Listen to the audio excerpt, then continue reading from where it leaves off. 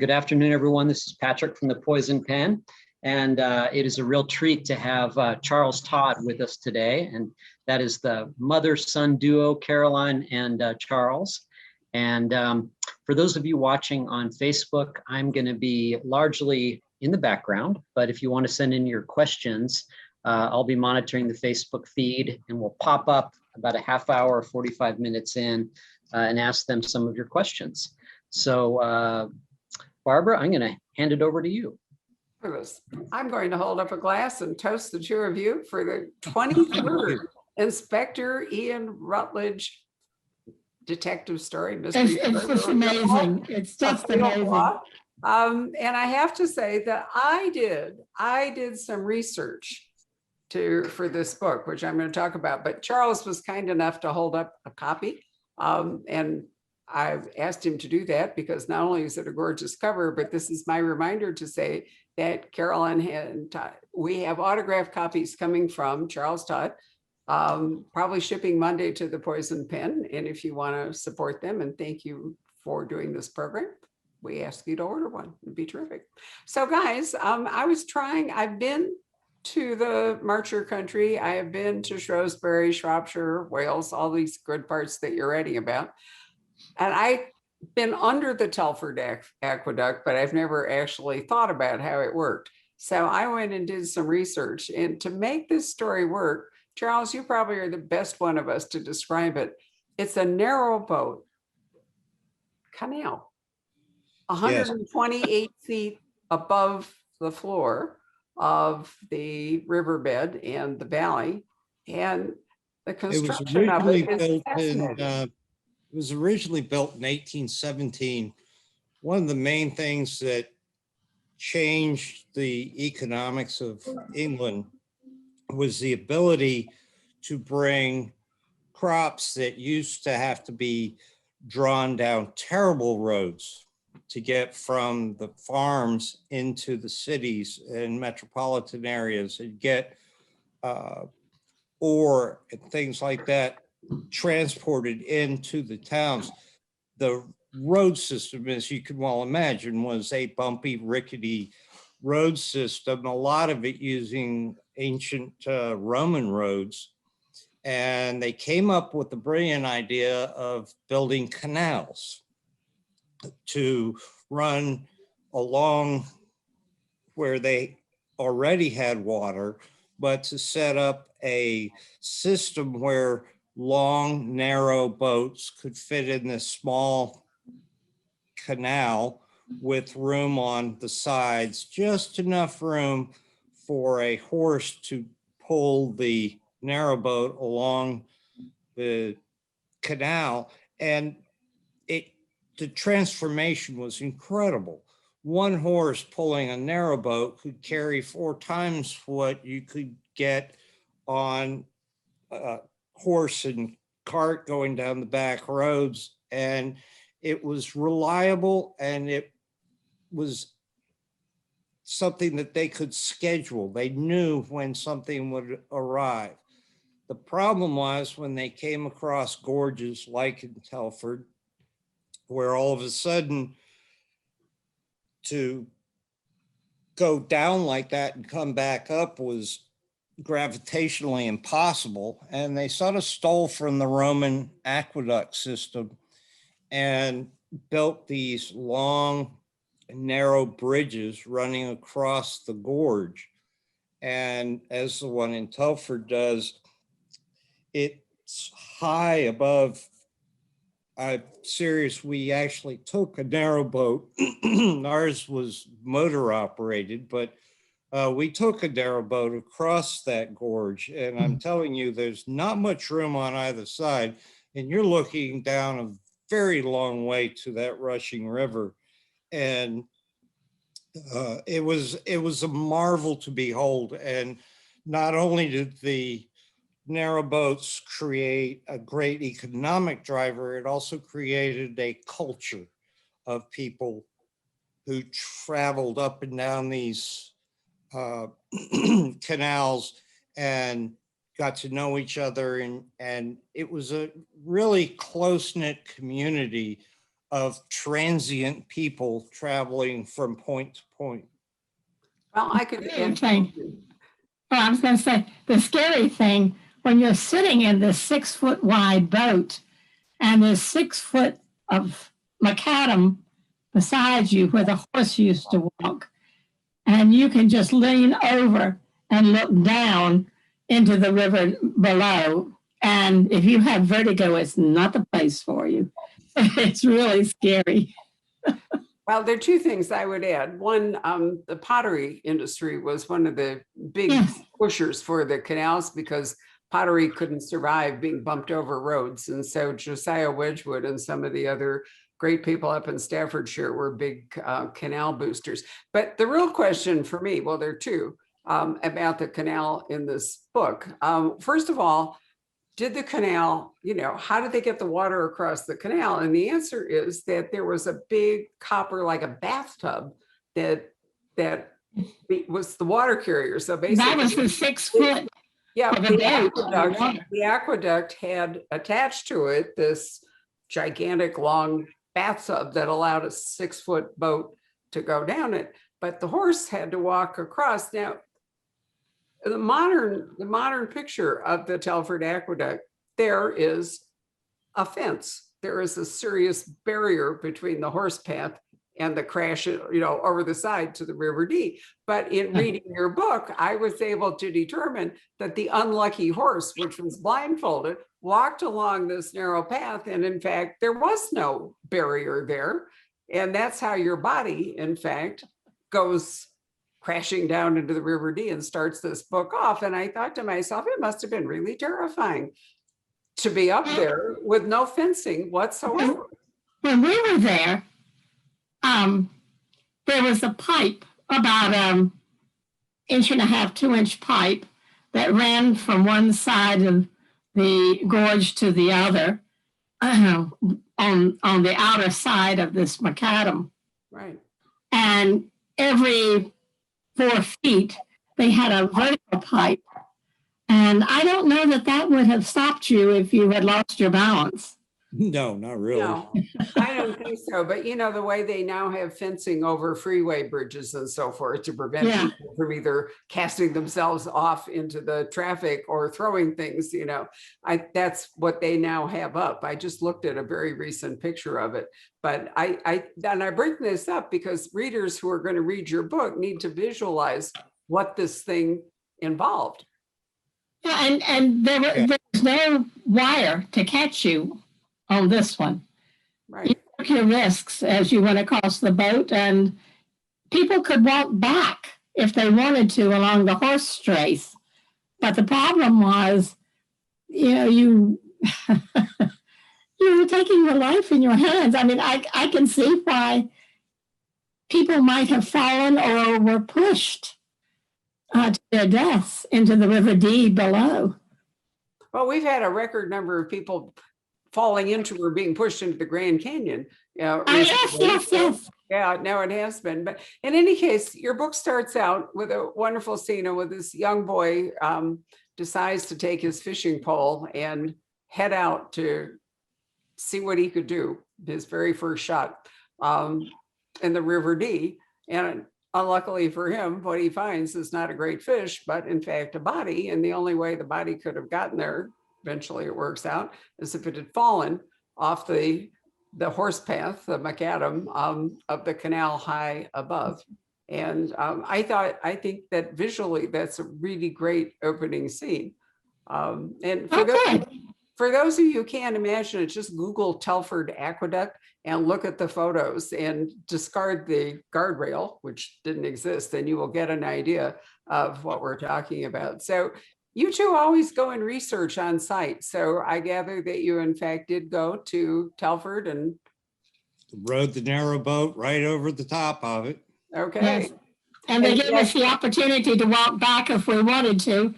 And I think 1 or 2 brave souls tried it, but I wanted to get home to write the story. I didn't want to take any chances.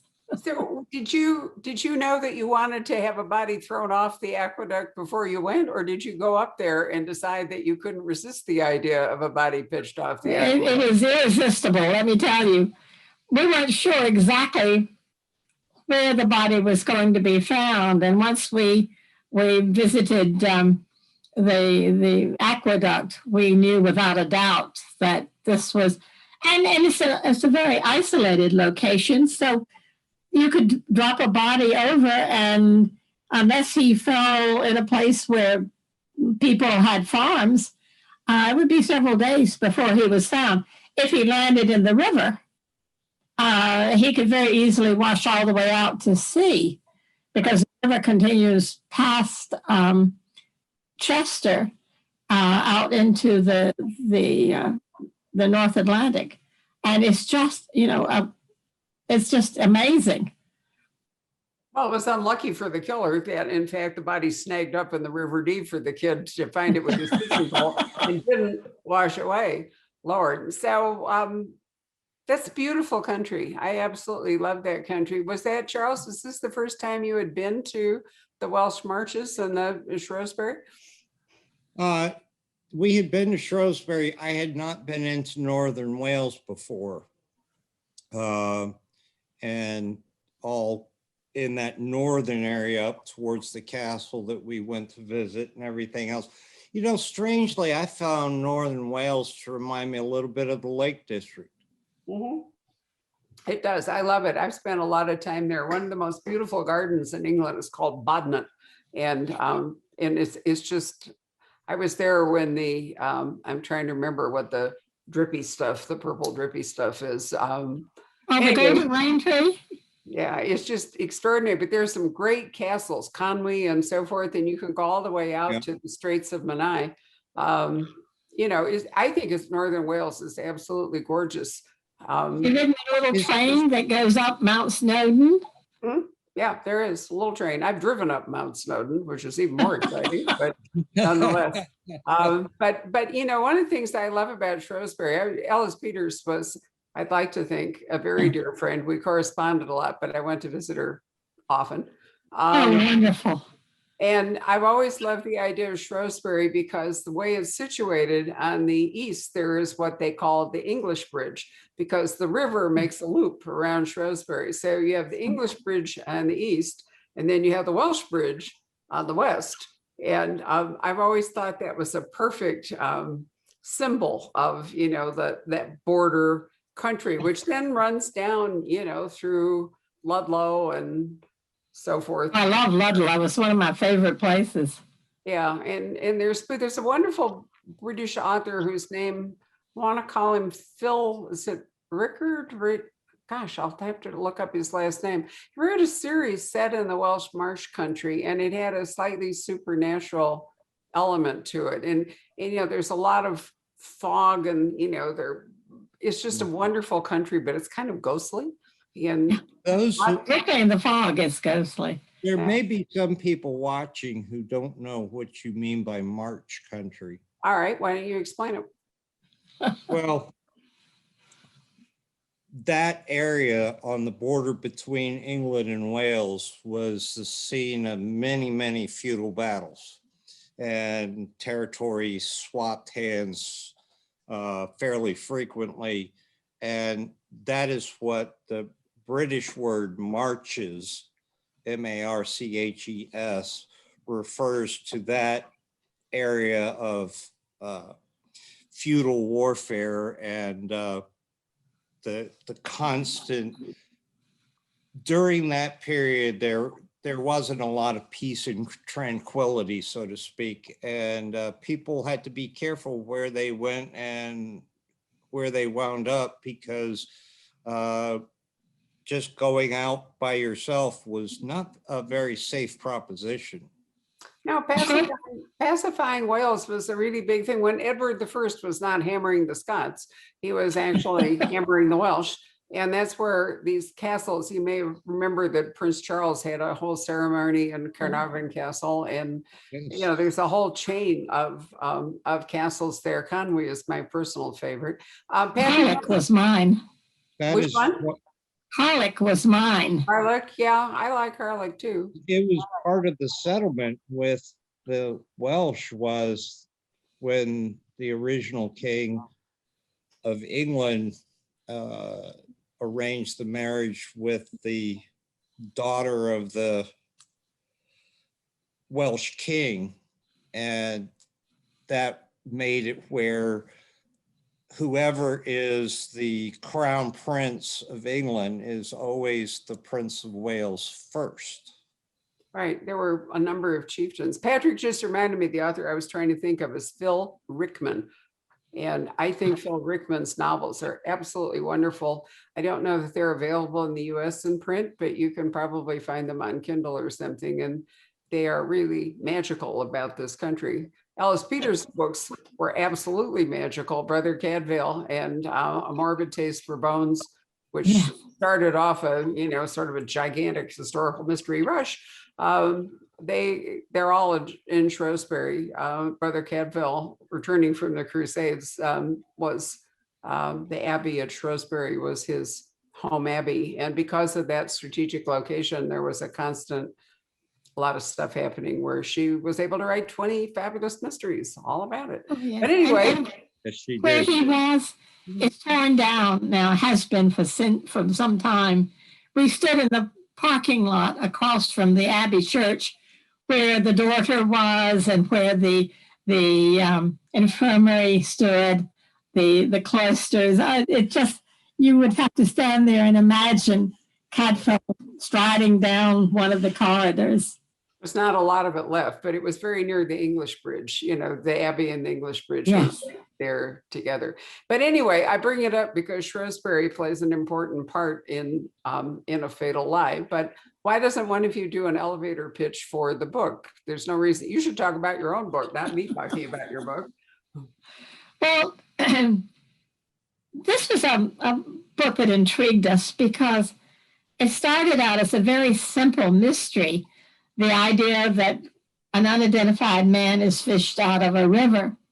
But as Rutledge looks into his life and traces him to his family, all of a sudden the case explodes into something shocking.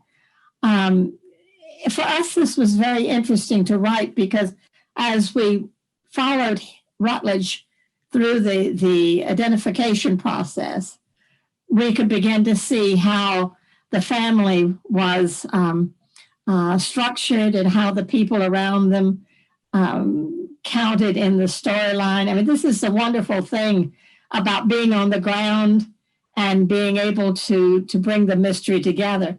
But the main thing in this story is that it's a tangle of lies. Everybody lies. They have secrets that they're willing to keep at any price.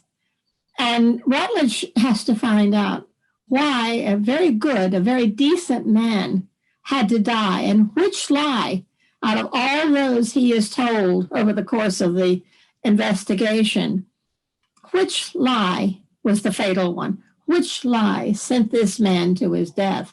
And that was a challenge and very exciting to do as we sort of unpeeled the onion and found out what was at the core of this whole mystery that he was having to straighten out before he could identify the murderer. Rutledge is set up there. Sorry, I was just going to say Rutledge was set up there partly because his evil boss back at Scotland Yard, who's always, really pissed at him, thinks that he can exile him to North Wales. So it doesn't, it doesn't appear to be a very interesting case, and it's in a poor location. He has to drive to get there, or he does drive to get there, and it's a good thing he has his motor car because he really needs it. Are you, Charles, are you using this conflict between Rutledge and his superior to get him into investigations outside of London? I mean, it's a great device.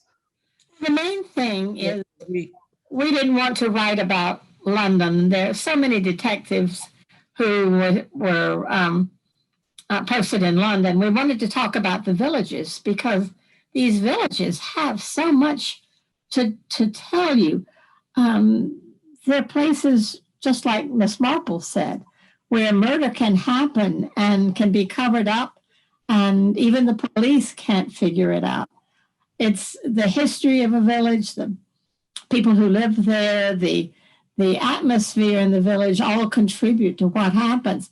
So that's more interesting to us than fighting gangs in London, where you sort of know how it's going to end. Here, when you're dealing with the psychology of people, anything can happen, and that's the great thing about not plotting. We just sort of follow the story and see where it leads us. One of the things that we enjoy looking at is what are the circumstances that lead an ordinary, generally decent person to get into a situation where they feel that the only way they can resolve the situation is by killing another human being. And Rutledge has an uncanny ability to recognize the one thing that makes a difference. He knows what it's like to kill. Now that he's served his time in war, he knows the scar that leaves on your soul. It's kind of like if you ever got in trouble as a kid and you say to yourself, or someone says to you, well, just act normal. All of a sudden you don't realize, you can't figure out what normal is because everything is abnormal. And the lengths that people will go to keep their secret, once they've told the lie, a lot of times there's the lie to cover the lie, to cover the lie, to situations where all of a sudden you're recognizing the fact that in order to keep concealing this one thing, you've got to take further actions to protect that lie, and all the time not getting caught. And it's that psychological suspense between Rutledge, the policeman who's trying to solve the crime, and the guilty party who is trying as hard as they can not to get caught. That's the dynamic that we love to discuss, to explore. That's really well said, because you're right. Once the lie starts, there's a snowball effect that, it just starts rolling downhill and leads to, people can get from A to B, but rarely seem to be able to get from B to C or C to D, as we're certainly playing out in public right now in this country. And I do find it fascinating that it goes. But my question was, let's come back to it. And I agree with Caroline that going out in the villages and so forth is really fascinating. But he is based in London, although Scotland Yard has a remit, obviously, all over the United Kingdom. Is the conflict with his superior a way of making sure that he gets sent off to interesting locations? It's kind of let me ask Charles that, because really it's a form of punishment, but it turns out not to be, at least for purposes of the book. Well, in a couple of, it varies. The original superintendent was Bowles. Right. And yes, Bowles did not like him at all and was doing everything he possibly could to see Rutledge fail. And that continues because a lot of times when you have a situation where a boss recognizes a certain resource and ability, they're caught in the rock and the hard place of they want to use that talent and skill for their own purposes, but they don't want to be challenged by that resource. Rutledge poses both situations. He's very good at what he does, but because he's very good at what he does and so dogged about it, he doesn't really get upset if it ruffles some feathers in the process. And so his bosses want to keep him around, but kind of out of sight, out of mind, so to speak. There was also this problem that Scotland Yard itself was changing a lot of the hierarchy, and the men on in the offices they came up from the ranks, much as, for example, Pitt did in Anne Perry's wonderful series. They don't like this idea of college-educated men coming in and taking over the running of the yard, and yet it's the college-educated men who have a great deal of knowledge to deal with things, whereas the old guard likes to think that they have the experience. So it's sort of experience versus background, and I think this has been interesting to deal with. Something happens in the book we just turned in that sort of intrigues us. We'll see what that does with the dynamics between Rutledge and his superiors. Well, the other advantage, to the yard for Rutledge, or for Rutledge himself, is that he's single. He doesn't have a family. He doesn't have a wife and kids. And so they could dispatch him, to the far ends of the United Kingdom without a lot of falderall. And he can go because he just has like a to-go bag, right? He practically has a permanent to-go bag, and off he goes. But this it's case, funny because that is actually based on a little bit on my reality, because when I was a operations analyst for the regional offices, I had a bag that I kept packed at all times because the phone would ring and off I went.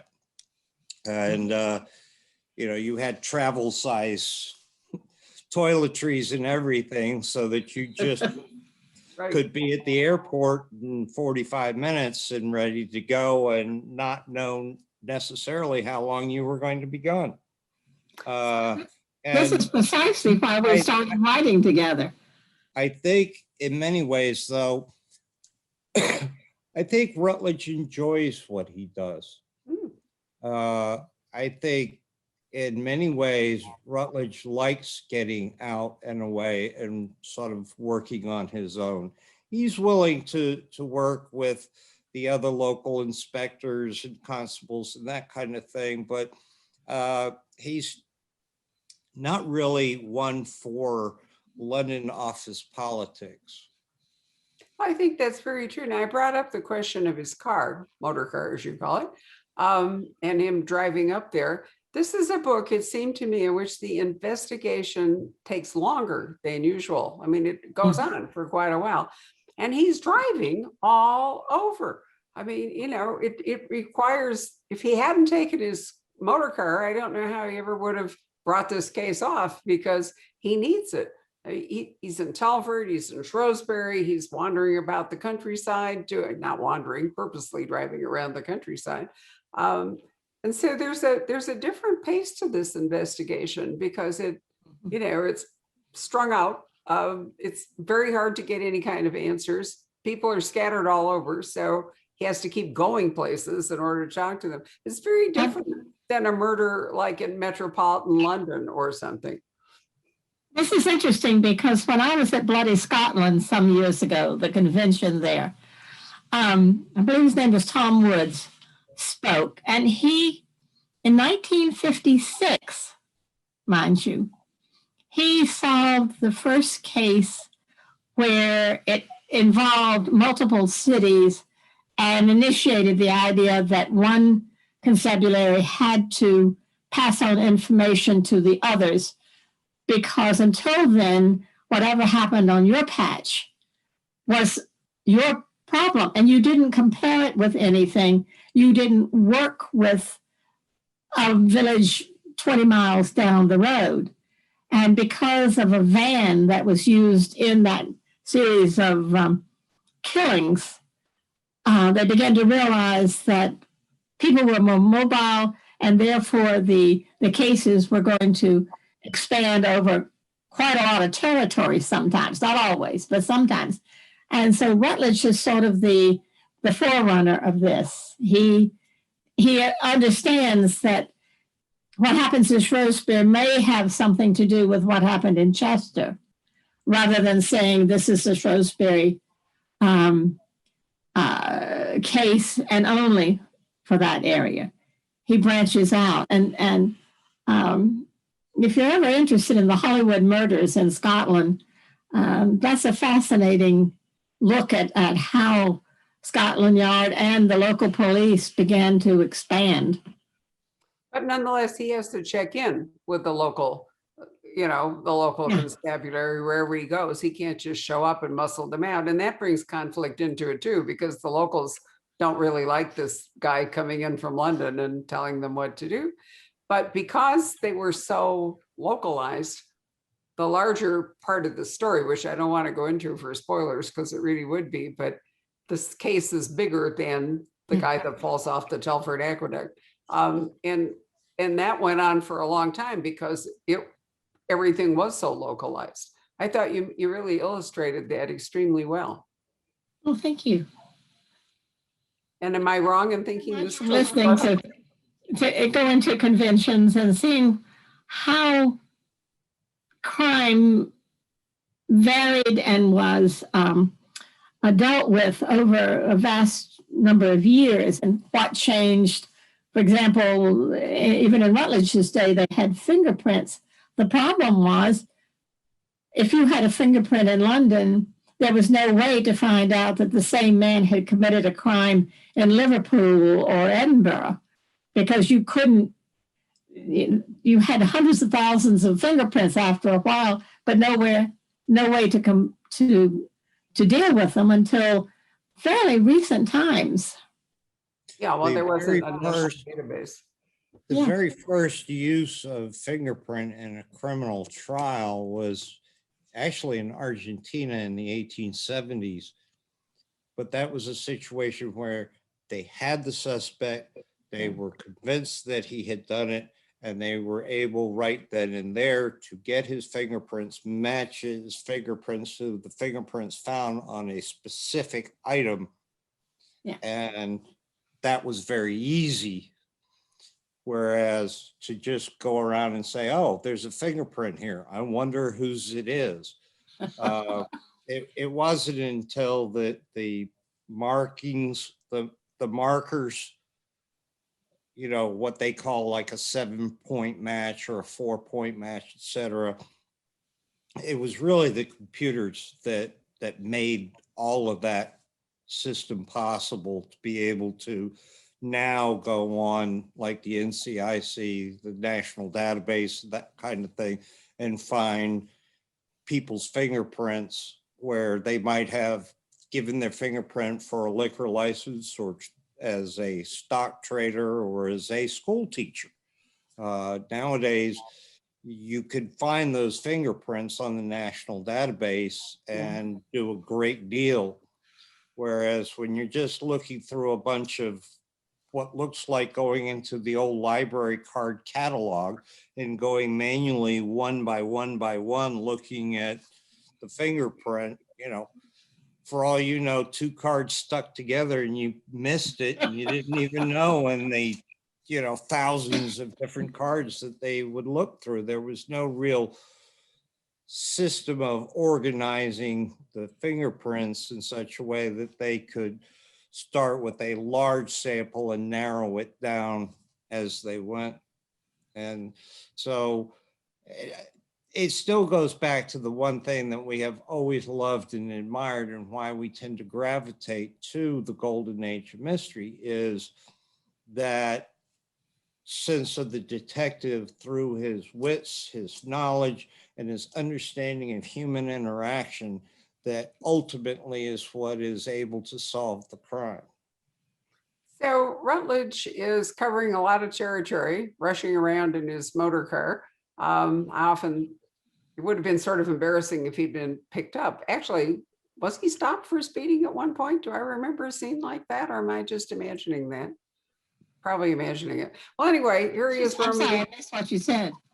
I said, was Rutledge at one point stopped for speeding and all this while he was roaring all around this territory? I mean, No. driving. He And wasn't. somebody stops him for another reason. Yeah. Well, I knew he was stopped. He I has just couldn't been remember stopped why. because that car is kind of hard to miss. And when he's going down a back road in the middle of nowhere, it does draw attention to a certain degree. It's a wonderful car to ride in. It's a real pleasure to ride it. It's amazing how smooth that ride is, considering how old that car is. So I have two questions. One, does he get any kind of expenses from the yard, or is he paying for all this petrol out of his own pocket? He gets expenses. He does. Okay. That's And part of the report. Second question is that Hamish tends to show up when Rutledge is driving. And so since he's driving a lot, does Hamish figure, I know the answer, but I'm asking it for you to answer. Does Hamish show up in this book more or less than he might? Mostly Hamish shows up when Rutledge is under stress. Hamish can only know what Rutledge knows. He can't feed him the answer to a murder mystery. But the main thing is that when they're together, Hamish has more access to his mind than he might in a busy marketplace or when he's questioning people. Sometimes Hamish does speak up, but he has full access to Rutledge when he's driving. Well, yeah, he's kind of like a backseat driver, or, you know. Well, Yeah, he exactly. actually does sit, he sits directly behind Rutledge in the back seat. That's why Rutledge never looks in, as he said before, he doesn't look for him in the rearview mirror. And in this book, somebody sits in Hamish's seat and Rutledge is a little miffed. Yes, indeed he is. So is the fact that this investigation took longer than usual, you've been very good about advancing Rutledge in very small increments of time from the end of the war. It's only been like, what, 3 years for 23 books? Yes. This is early spring of 1921, and Tessa Wells began in May of 1919. June of 1919. Some of his cases, you know, wind up quite quickly, but this one obviously is a bigger chunk of time. So are you going to write a more compressed book to come afterwards so you don't move him too far along? This one, the one we just turned in, is more compressed. I wondered, you know, because you sort of need to compensate for. Much of it, the odd thing is that much of it depends on what the crime is and what it entails. In this particular case, because of the number of lies that people were telling and the secrets that they were hiding, Rutledge has to chase them all down. He can't assume at any one point that they're correct or a lie. He has to make certain of this, and it keeps him busy. But this was a fun book to write. I mean, you know, and getting to go back over old territory. I had been to that part of Wales twice, and Charles was there for the first time. But it was just like Avebury. We both had been to Avebury before, and this last trip, we saw something there that we thought we might use in a book, and that was the book just before this, Rutledge. Did you read about Stonehenge today? Did you read about the decision or the archaeologist theory about Stonehenge? It was in, I think, the Times. It's really fascinating. Well, they think now that it was migrated, the stones were all migrated over to the Salisbury Plain from Wales. That basically these people decided to move and they took the stones, their ancestors, with them, and they have found a ghost hole in this one site in Wales that exactly fits the dimensions of one of the stones over in Salisbury. And of course, the blue stones, we always knew they came from Wales. Yes. But I'm completely fascinated because, you know, there are all these theories about, you know, no, it's really an ancient computer and it was really there, you know, and now it turns out that it might have been more like Easter Island, you know, where they put up these stones to, you know, in honor of their ancestors. And then when they moved, they took them with, which really takes kind of the mystique out of it. But it's going to be a BBC program, and I wish I could be there to see what the conclusions are and how they did this. It's still fascinating. I I understand about where the stones came from and their purpose, but it's the arranging of the stones once they got them there that allowed them to line everything up with the solstice. Right, but the site in everything. Wales did the same thing. Yes. Yeah. Because now that they've figured it out, and the dimensions of the circle were the same, and the lineup with the solstice was the same, Right. and the whole bit. So And, the and they mystique think of it being a computer of sorts Yeah. is still there. yeah, no, it is, and they apparently hauled it on sledges, sort of like the way they built the pyramids, with hundreds of people pulling something along. Anyway, I thought it was really fascinating. It was. I can't wait to hear more. Well, The amount of manpower it took. That's what amazes me, because they found places where the people who were working at Stonehenge were living, but they could tell that they weren't people indigenous to that area. And once the structure was set, those people moved away. It wasn't like you find a St. Paul's Cathedral in the middle of London because it was a metropolitan area that had that place built. It was, they went out in the middle of nowhere and brought people from all over the place to put that together. And just the mere communication that it took. Over what was the past information. distance. Yeah. Yeah, I mean, it's they didn't have amazing. cars, right? No motor No. cars. No, it was really so. One of the other thoughts that I had when I was in, one of the interesting things about reading A Fatal Lie is that Rutledge is so far away from London, and he's not in great favor with his superiors. So Sergeant Gibson is his anchor back in London, and he has to consult Gibson a few times. But he also has a problem in that he's gone so long. Who's looking after his house? And he has a passing thought about Frances. Is that his name? Her name? That's his sister. Yeah, right, his sister. But there's also a woman in his life, very vaguely, whose name is obviously something different. I Oh, can't. Melinda Crawford. Right. Okay. So anyway, there's a lot going on. I like the fact that he is so far from. There's a real stretch to his general net because he is so far away and he is gone for so long. It's a very different kind of a case, and really the body off the aqueduct and in the river is the instigating incident, but it leads to much broader inquiries. So I think it's fascinating. Let's invite Patrick to come and join us and see if we have questions or comments from the audience.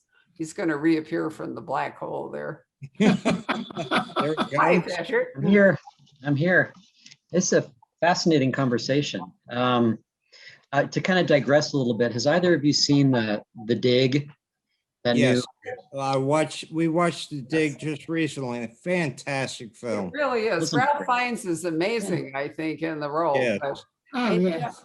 I looked it all up afterward, and I was fascinated to see that she was the one who had all the money. I thought she was a woman who had married a wealthy landowner, and that's how it went. But if you look at it, she was the one with the money, which is why she was able to give away the Sutton Hoo treasury to the British Museum and not even think about it, aside from the fact she was dying. I thought it was really well done. And Yes. I've seen it. I mean, I'm sure you guys have been to see it in the library or British The Museum. main thing is it's not too far from where I spend a lot of time when I'm in England. Right. So Patrick, did you enjoy it? I gather you watched it. I thought it was terrific. Yeah. And I Yeah. thought that Carrie Mulligan, I thought did a great job. She did. But considering how much the role the motor car plays in this book, do you see this in some way as a transitional period where, where Rutledge, he is in the process of becoming a modern day detective? Is there a point? What point do you think the old era and the new modern era, is there a point of demarcation somewhere here? I think mainly this is a foreshadowing because it was in the Hollywood murder case in Scotland was in, I think, 1956, something like that. So it takes a long time for forensics to catch up with crime. And Rutledge is sort of feeling his way through some things that he has learned from experience and is using his own knowledge about things to sort of foreshadow what's going to happen in the whole crime fighting business. You know, what the yard does, what the Met does, what the individual. I mean, up until 1956, it was almost the same as in Rutledge's time.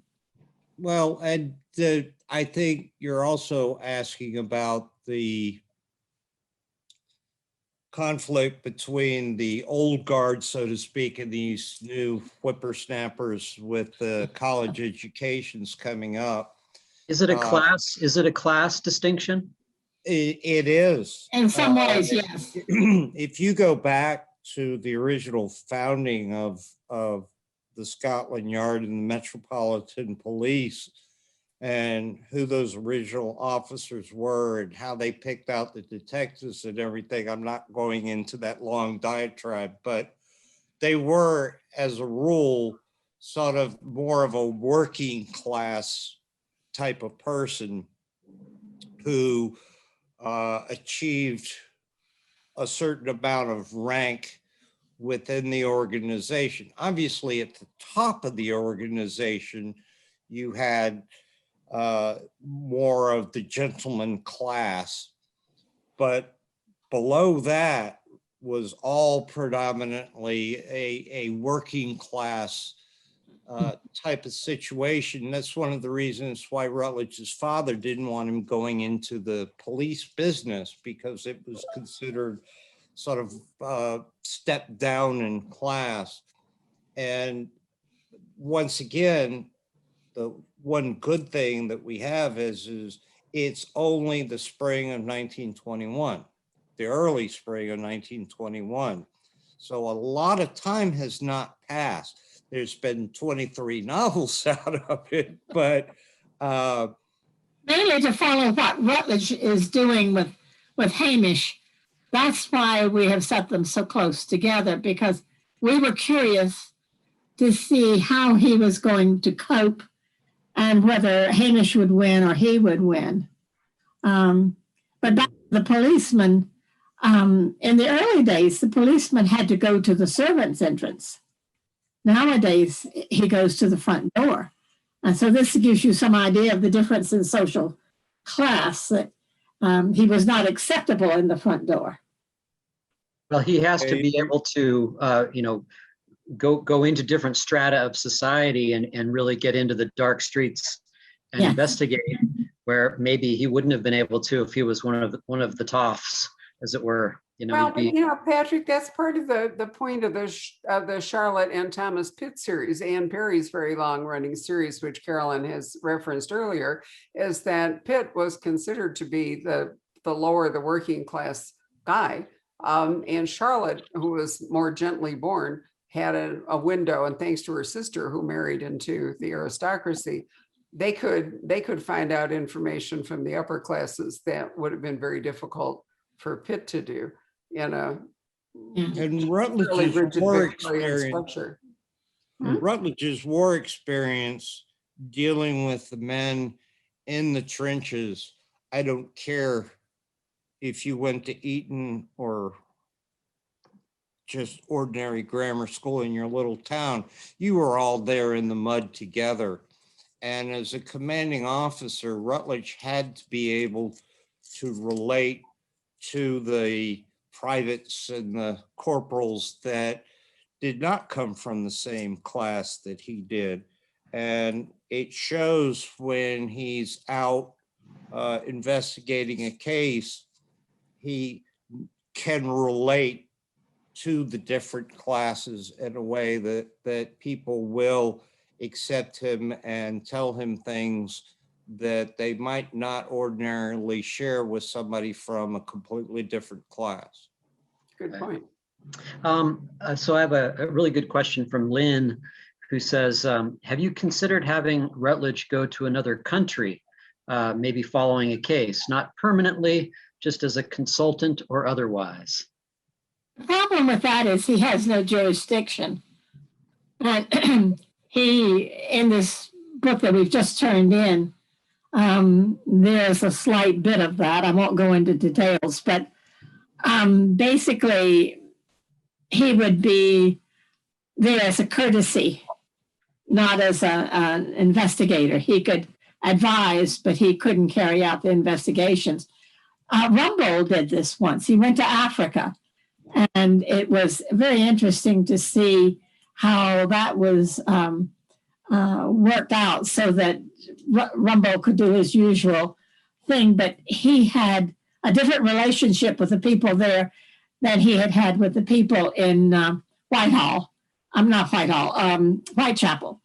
So his venue was London and the people he knew who were the small-time criminals. It just wasn't as good. So the colonies, the British colonies, the jurisdiction, if he was to go to one of them, he wouldn't really have any powers? He would be there more as a courtesy. Yeah. Gotcha. He Right. could be part of it, but he could not lead the investigation. Sure, he could be on holiday and be called in to consult or something just because he happened to be there. Yeah. But that would, I mean, he has Part of trouble it- with Scotland. It's a bit of a stretch because of Rutledge's relationship with his supervisors and him being seen as a potential challenge. Consulting on a foreign case would be considered a real plum and not necessarily something that they would condone Rutledge being a part of. There are, yes. Is it technically possible for us to devise a way to have Rutledge wind up in a foreign country? I'm sure there is. Fortunately, there's a lot of really wonderful places in England. That's why we love the country so much. There are all these different places where we still haven't said anything yet. So We're carrying off half of England, you realize, in the 3 years. Okay, well, Joyce asks, what's in the future for Bess Crawford? Bess Crawford goes to a wedding in Ireland and finds herself caught up in the troubles. So it's a departure for her, but very interesting to deal with. An Irish hostage comes out in July, and tell them what the troubles very are. interesting to write. I mean, we enjoyed giving the Irish side as well as the British side of what life was like after the 1916 Easter Rising and what effects it had on the people there and what effects it had on any English woman or English man visiting at that time. It's What year is that one? That's June of 1919. The war is over, the peace treaty has been signed, and she promised the Irish nurse whose life she saved when Britannic went down in a duty to the dead, that she would come to her wedding and watch her walk down the aisle. They didn't think she would ever walk again. And she said, at some point, I will come to your wedding and watch you walk down the aisle. So Eileen holds her to this promise. And she goes with... I'm hearing some ghostly soundtrack music. Are you? No, she's sitting near her grandfather clock that is chiming. Oh. we were all looking nervously at our phones. No, this is, I thought about sitting in front of that, which is very pretty. But this is at least far enough away that we aren't deafened by them. I love the chimes. Maybe you can ask Reese Bowen if you can borrow her Molly Murphy character, have them converge. I think the timing would be right. Yeah, that's exactly true. Except Molly chose to go to America and not stay in Ireland. So that's right. Let's see if we have any other questions. Well, I have a question just about about your collaborative process. I know you get asked this, I'm sure, every session. Are there some books that are more Caroline and some books that are more Charles? the No. nice thing is we learned very early on when we were learning how to collaborate before we could even finish a test of wills. We learned that everything he knows, I have to know, and everything I know, he has to know, so that we can always be on the same page. He doesn't have a character that he sees with blue eyes, and I have him with gray eyes. So we have to be very careful about this. And then when we start to write a scene, and we work scene by scene, the two of us talk it over, we go back and forth with dialogue or what's going to happen in that chapter, how it takes the book forward, what it does with Rutledge or with Beth. And just go back and forth until we're happy with what we've got. And then we take the bits and pieces of Charles's ideas and the bits and pieces of my ideas, put them together, and we have a scene. Then we just move on to the next scene. I think to specifically answer your question, sometimes, well, we were in the National World War I Museum, and I came around the corner and saw something that caught my eye and immediately went and got Caroline to say, hey, do you see what I see? This is what I'm thinking. And so could you say, well, Charles had the idea first, but where did it go from there? Or when we were in Northern Wales and talking about some of the things that we wanted to do, Caroline was really interested in these narrow boats and how not only the boats themselves, but the community that surrounded those boats with the transient population and everything, how that could fit in. So I guess you could say that was Caroline's, but what winds up in the manuscript is where we've both said, yeah, hey, that's a great idea. Let's take it and run with it and see where it goes. Sometimes we take it and run with it and it hits a brick wall and we realize that, we got to back up a little bit. The main thing that we wanted to do when we first started out was to have one voice. If I wrote a book by myself, it would have a single voice, or if Charles wrote one, it would have a single voice. We did not want this series, these books about Rutledge, to have two voices. So we worked very hard to make sure there's just one. And when we're happy enough that we have done that, then we move on to the next scene. But that's the most important thing as far as we're concerned. We're trying to tell a story. We don't want the reader distracted by, oh, wait a minute, this sounds more like Charles. Okay, this is a Charles chapter, or vice versa.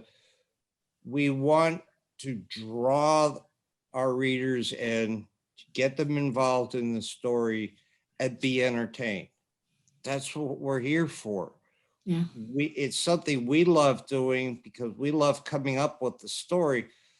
But what we love even more, and the reason why the 16th means so much to us for A Fatal Lie, is we get to hear back from the readers finally and discover, did they get it? Did it make sense? Was what we were originally trying to communicate, did it get through? Did it make the point that we intended? And not to have it, oh, well, this was my baby. And I, no. I do have to mention one thing that somebody asked me at a convention if Charles wrote all the battle scenes. And I had to tell them, no, I'm perfectly capable of writing the battle scenes too. I've been in the trenches. I've been in a tank. I've been in an aircraft. I can write them as well as Charles can. I've looked at all the tactical maps. So it isn't his or hers. And That the was a smart question to ask a Southern woman. Good point. Patrick, is there anything else? Not really. The one thing when we were talking last time, and then I'll shut up, about the Peter Jackson documentary, that wonderful Peter Jackson documentary. Yes. And one of the things that I didn't realize that, of course, you all did, was that this whole generation of British soldiers coming back from the war, most of them, or a lot of them, faced very uncertain job prospects. Yes. When they came back, there was no work. And is that making its way more and more into the background of your work? It did in Bess, for example, when she was dealing with the in a forgotten place, where she was dealing with soldiers who had limbs amputated and had no hope of going back to the mines or working in jobs that they had had before. That was in Southern Wales. And this is the tragedy. Yeah. These men who lost an arm or a leg couldn't go back down into the mine and chip coal anymore. And at the same time, the last thing they wanted to do was to be a burden on their family. And we really worked a lot with that in A Forgotten Place. It crops up. I think just about in every book, there's at least one or more characters that has been received some level of permanent injury. Well, the Best series is interesting in that, she actually, we saw her serving in wartime, and now she's transitioning from actual battle back into Rutledge, with the exception, I think, of it's either one or two prequels, so to speak. We've met him when the war was over. So, it's their dynamic is different. Speaking of Bess, we did a really nice conversation with Charles and Caroline in December about a novella about Beth, which for those of you who are missing Beth, allowed you to have some Bess before we get to July. And it's a prequel. It's well, if not a prequel, it's a look at Bess as a child and her family. So can you remind us, because I'm sorry, I'm blanking out on the title. It takes us to Hanging at Dawn. Hanging at Dawn. Hanging was involved in it, right? A Hanging at Dawn. And for those of you who read Bess Crawford but might have missed the novella, it's a paperback and it's a wonderful story, and it will help you learn about Bess's parents and about Simon. I really liked it very much. And so with any luck, I'm sure we'll talk to Caroline and Charles again in July when we get Bess at the wedding. But I want to thank all of you for joining us today. Let me remind you that we have autographed copies of A Fatal Lie, the 23rd Rutledge, on its way to us. So we're really excited about that. And finally, let me wish everybody, and you too, a happy Valentine's Day. And even you, Patrick, I left you a Valentine on your desk today. So Thank you. I know you won't get it tomorrow, but nonetheless, there we are. Patrick, can you hang on for a minute once we're off Facebook so we can talk over a couple of things? And let's say goodbye to Caroline and Charles. It's always good to see both of you. Yes, Looking forward to the day when we can do it in person. Well, we had lunch at Virtue today. So with any luck, by the time we get to, you don't want to come in July, but by the time we get to the next Rutledge, hopefully we can do it in person and once again go out to dinner. Well, listen to this. If I'm sitting here at 28 degrees in an ice storm, July sounds wonderful. Well, I'd be happy to see you in July. We would, if indeed you want to come, but we probably won't be eating outdoors. Right. Anyways, great to see you both. Thank you so much for joining us. Thanks so much for having us, Barbara. Patrick, bye-bye. Good to see you.